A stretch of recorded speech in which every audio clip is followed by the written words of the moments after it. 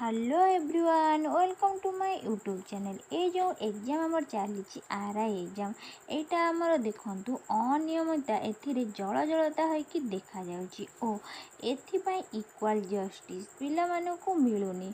जदि गोटे सेंटर रे सर्वर ठीक अच्छी तेबे सेठारे पिला मानकु 90 मिनिट मिलुची एग्जाम पाई, किंतु अन्यपटे जदि को सेंटर रे सर्वर डाउन अच्छी सेठारे 80 मिनिट मिलुची। एथिरे देखंतु प्रोब्लेम होउची कि पिला माने जेपळे माउस रे नेक्स्ट क्वेश्चन को आछंती गोटे क्वेश्चन सारिकिरी सेठारे किंतु से माने नेक्स्ट क्वेश्चन के आसी पारुनांती।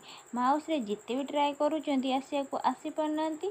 आउ तांको एठारे बहुत सारा टेंशन भी होउची कि क्वेश्चन की नेक्स्ट क्वेश्चन के हमें केमती जीवु। एठी आपण मेंटली हारासमेंट होई गले, कारण गोटे क्वेश्चन परे प्रत्येक पिला चाहती आमे केमिति शीघ्र शीघ्र करी गोटे लेवल पर्यंत 60 कि 70 क्वेश्चन रो आंसर देदेबा। तापर शांति रे बसिकरी आमे जो जो जितकी बंचियो क्वेश्चन ताको परे एग्जाम माने ताको परे करिबा। एबे हॉल एग्जाम हॉल पिला मानकर गोटे एग्जाम टेंशन रहउची एवं क्वेश्चन लेवल भी धीरे धीरे एबे बढ़िबा को लागिची। गोटे कथा हेउची परीक्षा टेंशन दुनियार बा लाइफ रो बहुत बड़ टेंशन।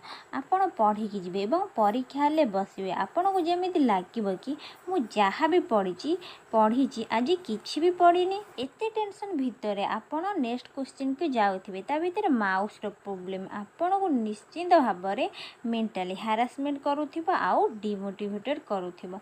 आपण भाबुथिबे कि एमिति रे मो टाइम 5-7 मिनिट एमिति ही लॉस हे गला काहेकि ना आपण सेठी बा निजे माने मेंटली प्रिपेयर हे कि आस्तिबे जे मु आज एतिकी मिनिट भितरे एतिकीटा क्वेश्चन आंसर दे कि जीवी, किंतु आपण सेठारे जो देखिबे कि सर्वर डाउन होउची चालुनी आउ पुणी माउस रो प्रॉब्लम ए सब विषय रे आपणकर आउ को मने थिबो कि को पाठ आपण सेथे क्वेश्चन आंसर दे परिबे कि एमिति बहुत सेंटर रे एमिति सब प्रॉब्लम देखिबा को मिलुची। आपण माने ओट रिप्लेस को ए सब प्रॉब्लम को लिखित भाबरे जणातु।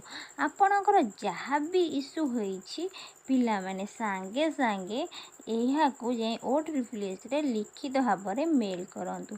परवर्ती समय रे आपण को जदि भी कुहा जिवो आपण प्रथम रु अवगत कलेनी काहेकि आपण को पाखर जदि मेल थिबो आपण एहा को देखै दे परिबे। ओट रिप्लेस रो मेल आईडी रे आपण माने जाय कि जो रही छी कि support@ood@com एथिरे पिला माने जाई यथा शीघ्र निजर मेल करि परिबे। जो पिला मानकर जहा भी एग्जाम टाइम रे असुविधा बा प्रॉब्लम हेइथिबो, कहार माउस चालू नथिबो, सर्वर डाउन हेइथिबो आ डिस्प्ले रे एमिति भी गोटाडा अक्षर देखा जाउ नथिबो, जहा भी प्रॉब्लम आपनकर हेइथिबो आपण लिखित आकार रे ओट्रिप्लेस को जणातु। ओके आपण बुझी पाइले तो देखंतु मु कहिबा कथा कि जो कंप्यूटर रे कंप्यूटर सिस्टम रे योग्यता नहीं परीक्षा करबा को ताहाले से सेंटर को बा परीक्षा करबा को कोन पाई परमिशन दिया जाईछि। ए ओडिसा रे जे हमर एग्जाम सेंटर 40टा 50टा अछि से सब